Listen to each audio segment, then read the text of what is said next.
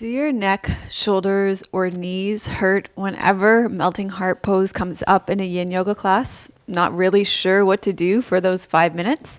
Well, in the rest of this video, I will show you some modifications and alternatives that will make those 5 minutes a whole lot easier on your neck, shoulders, and knees.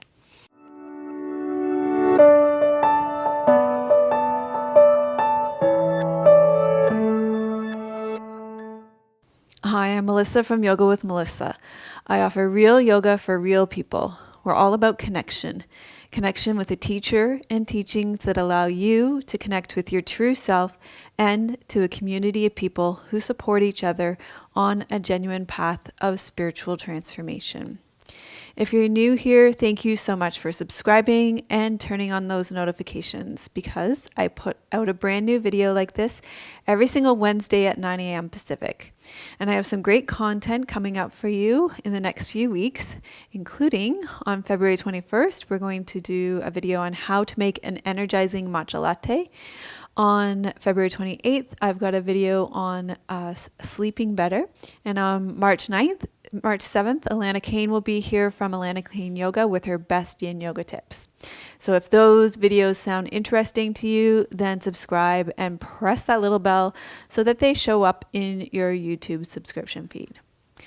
So one of the most frequent comments I hear is how uncomfortable heart melting pose is for people. So let's talk about and let me show you how to make that pose more comfortable. This pose is intended to be a back bend for the middle and upper back, and it also opens up your shoulders and softens your heart. The pose affects your urinary bladder line with the compression along the back of your spine. And if you feel stress in your chest, then this pose stimulates the stomach and spleen meridians. And I always think of this pose as most affecting the arm meridians, specifically the heart and lung meridians. Now, as far as modifications, when I think about modifying this pose, let's look at how we can modify this pose for your comfort, beginning with knees. If your knees are uncomfortable, then you can always place a folded blanket underneath them. If your shoulders are uncomfortable, and shoulder pain prevents your arms from extending overhead, then you can move your arms further apart in this pose. If you feel pinching in the backs of your shoulders, then you may be reaching a compression point. And again, moving them further apart may also relieve this. As far as neck issues go, you can place a bolster under your chest to lift the ground. There may be a need to have 2 bolsters or something to create more height underneath your bolster. So a meditation cushion and a bolster, whatever it takes to create enough height so that there's ease in your neck and it can kind of just float free. The other thing you can do is change your orientation to gravity. So you can also build yourself a posture that's similar to melting heart pose, but in a different orientation to gravity so that there isn't so much weight bearing pouring through your neck, your shoulders, and knees. So what I would recommend you do is place a bolster underneath your chest and then a meditation cushion underneath your head, and then lengthen your arms overhead, bend your knees with your feet flat on the floor, and voila, you've got upside down melting heart pose. And that's it.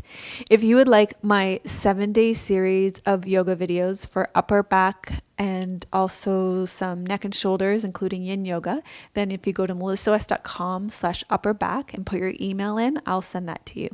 And if you made it all the way to the end of the video, put "my heart is melting now" in the comments.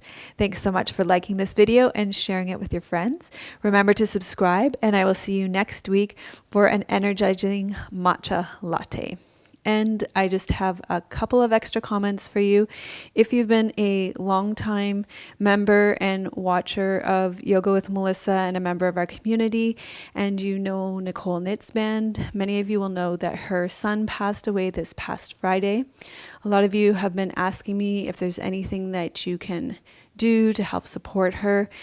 And as a community, we've been doing a lot of things to come together and hold space for her in our community. But we have also put together a GoFundMe campaign From what I understand, funeral costs in the U.S. can run anywhere from $7,000 to $10,000. We also want her to be able to not feel the pressure to go to work right now, to be able to order take in when she needs to hire a cleaning service for her home, and to be able to get grief and bereavement counseling should the need arise, as the need arises.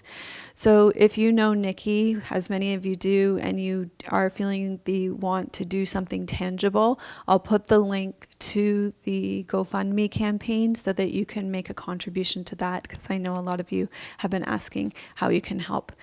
So thank you so much. I know that was a little extra on the end of the video, but as I always say, we are a community.